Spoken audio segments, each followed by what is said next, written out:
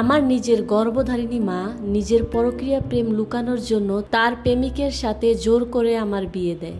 আমি ঝর্ণা ছদ্মনাম, মাত্র ক্লাস 9-এ উঠেছি। আমি বরাবরই পড়াশোনায় ভালো ছিলাম, এই জন্য সায়েন্স নিয়েই পড়ছিলাম। আমার বাবা মা দুজনেই স্কুলের টিচার। সায়েন্সের সাবজেক্টগুলোর জন্য এক্সট্রা প্রাইভেট পড়ার দরকার হয়, এই জন্য আমার মা একজন বড় ভাইয়াকে আমার প্রাইভেট পড়ার জন্য রেখেছিলেন টিচার হিসাবে। আমার টিচার ভার্সিটিতে অনার্স 3rd ইয়ারে পড়তো, তবে সে টিচার হিসাবে খুব ভালো ছিলেন, খুব ভালোভাবে পড়াইতেন। আমার প্রাইভেট টিচার ক্লাস 9-এর শুরু থেকেই আমাকে পড়াতেন। এখন আমি 10-এ উঠি, সেও খুব ভালো পড়াতেন। আর আমিও যেহেতু মোটামুটি ভালো স্টুডেন্ট ছিলাম, তো রেজাল্ট ভালোই আসছিল। আমি যখন ক্লাস 10-এ উঠি তখন টিচার যেহেতু ভালো পড়াচ্ছিলেন, এই জন্য আমাদের পরিবারের সাথে খুব ভালো একটা সম্পর্ক তার তৈরি হয়ে গেছিল। সে যে কোনো সময় আমাদের বাসায় আসতেন, সেটা নিয়ে আমরা কখনো কেউ কিছুই মনে করিনি। আর আমি যেহেতু তাকে ভাইয়া ডাকতাম, তাহলে আমার বাবা মার কাছেও সে সন্তানের মতোই ছিল।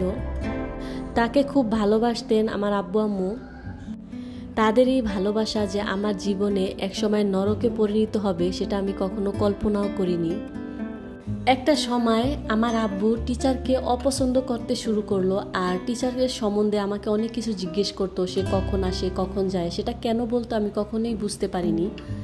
আর আব্বু একটা সময় আমার টিচারকে এত বেশি পছন্দ করতো, আর এখনই বা কেন অপছন্দ করছে আমি বুঝতে পারিনি। সেটা আসলে আমার এমন মনে হয়েছিল যে আমার আব্বু পারলে আমার প্রাইভেট থেকে আমার টিচারকে ছাড়িয়ে দেয়, বাট তাও করছিল না, কেন জানি বুঝতে পারছিলাম না। মাঝে মাঝে দেখতাম আমার আব্বু আম্মু কিছু একটা বিষয় নিয়ে প্রচুর পরিমাণে ঝগড়া করছিল, বাট কি বিষয় সেটা নিয়ে আমি কখনো ভাবিও নি, আর মাথাও ঘামাইনি, আর বোঝারও চেষ্টা করিনি। দিন দিন দেখছিলাম তাদের সম্পর্ক খারাপ হয়ে যাচ্ছিল, বাট বাহিরের কোনো মানুষকে সেটা বুঝতেও দিচ্ছিল না। বাহিরে তারা ঠিকই ছিল, তারা যখন স্কুলে পড়াতে যেত তখন কিন্তু কেউ বুঝতেও পারতো না যে তাদের মধ্যে কোনো একটা সমস্যা আছে, বাট বাসায় সেটা বোঝা যাইতো। আমি যেহেতু তাদের একমাত্র মেয়ে, তারা কিন্তু দুজনেই আমাকে খুব ভালোবাসতেন, আমাকে কোনো কিছুই কখনো বুঝতে দেয় নাই। যাই হোক, এভাবে কিন্তু আরও একটা বছর চলে গেল, আমার এসএসসি এক্সাম শেষ হয়ে গেল। দেন হঠাৎ একদিন আমার আম্মু এসে বলল আমার টিচারকে আমাকে বিয়ে করার কথা। সেটা শুনে আমার মাথায় আকাশ ভেঙে পড়ল। আমি কিছুতেই সেই বিয়েতে রাজি হতে চাচ্ছিলাম না।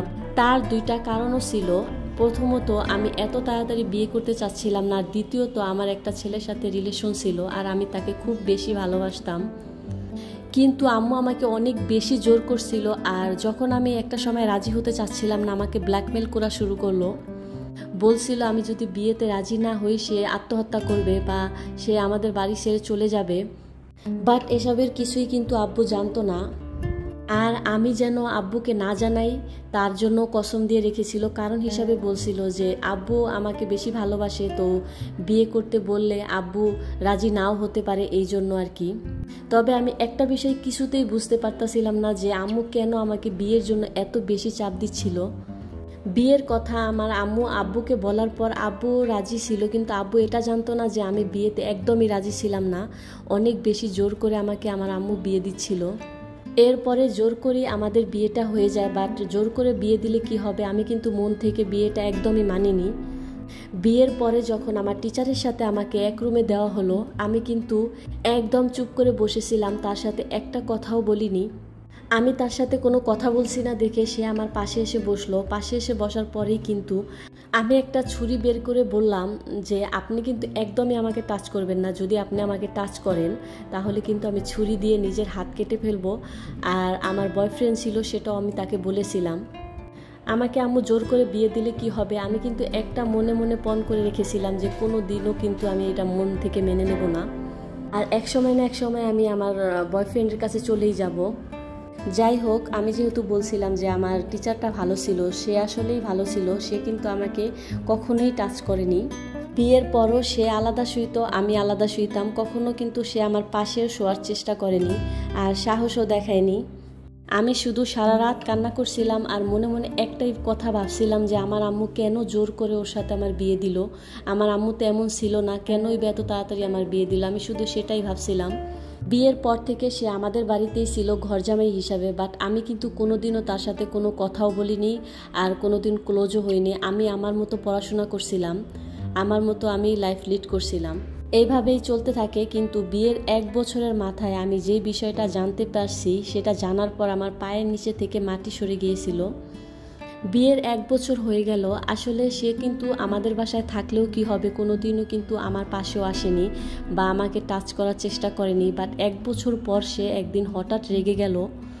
আমি তার স্ত্রী, কেনই বা আমি তার হক আদায় করছি না, তার তো অধিকার আছে সম্পূর্ণ। এইভাবে আমাকে অনেক কথাই শোনালো। একসময় আমার আম্মুর উপরে অনেক বেশি রাগ হয়ে গেছিল আর অনেক উল্টাপাল্টা কথা বলছিল। আমাকে বলছিল যে তোর আম্মু নিজের কুকীর্তি লুকানোর জন্য তোর সাথে আমার বিয়ে দেয়, বাট আমি তো কিছুই পাইনি, আমি তো ঠকে গেলাম, তোর আম্মু তো নিজের অপমান থেকে বেঁচে গেল। তখন আমি জানতে চাইলাম যে আমার আম্মু কি করছে যার জন্য এত জঘন্য কথা আমার আম্মুকে বলা হচ্ছে। তখন আমি পুরো বিষয়টা জানতে পারলাম যে আমাকে বিয়ে দেওয়ার আগে আম্মুর সাথে, জানি না হয়তো বিয়ের পরও ছিল, আম্মুর সাথে তার সম্পর্ক ছিল। আর এটা শুধু সাধারণ সম্পর্ক না, গভীর সম্পর্ক ছিল। সেটা একটা সময় আব্বুও জেনে গিয়েছিল। যাই হোক, আব্বু জানার পরও কিন্তু আম্মুকে সেরকম কিছুই বলতে পারেনি, হয়তো বা আব্বুর কোনো দুর্বলতা ছিল এই জায়গায়।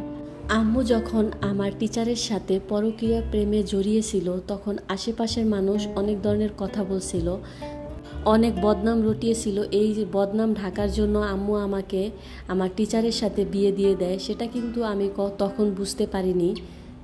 তবে অনেক মানুষ না অনেক কথা আমাকে বলতো, অনেক রহস্য করতো, বাট সেগুলো কখনোই আমি মাথায় নিইনি। আমি আমার আব্বু আম্মুকে অনেক বেশি ভালোবাসতাম আর অনেক বেশি বিশ্বাস করতাম। তারা যে আমার সাথে এটা করতে পারবে সেটা আমি কখনো কল্পনাও করিনি। আমাকে যেদিন জোর করে বিয়ে দেওয়া হয় তখনও এত বেশি কষ্ট পাইনি আজকে আমি এই কথাগুলো শুনে যতটা কষ্ট পেয়েছিলাম। আমি অনেক বেশি ভেঙে পড়ি, বাট এখানে কিন্তু আমার বাবার কোনো দোষ ছিল না, সম্পূর্ণই কিন্তু আম্মুর দোষ ছিল। এই ঘটনার পর আমার টিচার, আমার হাজবেন্ড কিন্তু বাসা ছেড়ে চলে যায়। আর আমার মাকে আমি যখন প্রশ্ন করি কেনই বা আমার জীবন নিয়ে এমন খেলা করলে, তখন আমার মা না কোনো কিছুই বলতে পারে না। হয়তো বা তার নিজের ভুলটা একটা সময় বুঝতে পারছিল, বাট আমার জীবনটা তো অনেকখানি নষ্ট হয়ে গেল, সেটার মূল্য কে দেবে, সেটাই আমি তাকে জিজ্ঞেস করছিলাম। তখন সে আমাকে একটা কথাই বলল যে তোমার যা ইচ্ছা তুমি তাই করো, আমি কোনো কিছুতেই আর কখনো বাধা দিব না। তারপর আমি কোনো কিছুই বলিনি। প্রায় 3 বছরের মাথায় কিন্তু তার সাথে আমার ডিভোর্স হয়ে যায়। ডিভোর্সটা কিন্তু সেই দেয়, আমার দিক থেকে হ্যাঁও ছিল না নাও ছিল না। সে আমাকে কাগজ পাঠায়, আমি তাকে সাইন করে দেই, এটুকুই আর কি। তবে এতে তার কোনো দোষ ছিল না। আর আমিও খুশি হয়েছিলাম যে একটা বন্ধন থেকে মুক্ত হতে পারছি। আর সেও ভাবছিল যে শুধু শুধু হাজবেন্ডের সাইনবোর্ড রেখে কি লাভ হবে, তাকে তো আমি কখনোই কোনো রেসপেক্ট দেইনি, সেটা ভেবে সে আমাকে ডিভোর্স দিয়ে দেন। সে আবার বিয়ে করে। আর কয়েক বছর পর আমিও আমার বয়ফ্রেন্ডের সাথে বিয়ে করি। আলহামদুলিল্লাহ, আমার বিয়ের পর আমি ভালোই আছি। আর আমার বাবা মা কখনোই কোনো কিছুতে আমাকে বারণ করেনি, সব কিছুই মেনে নিয়েছে। আমি যাকে পছন্দ করছি, এটা এক আপুর জীবনে ঘটে যাওয়া গল্প ছিল। আপুর কথাগুলোর মধ্যে কিন্তু কিছু পজিটিভ মেসেজ ছিল যে আমাদের সবারই জানা উচিত। আমাদের জীবনে অনেক কিছু ঘটে, বড়দের কিন্তু সব কথাই মেনে নিতে হবে এরকম কিছু না, কারণ ভুল কিন্তু বড়রাই করে। তাদের রেসপেক্ট দিতে গিয়ে অনেক সময় তাদের ভুলগুলো ছোটদের সাফার করতে হয়।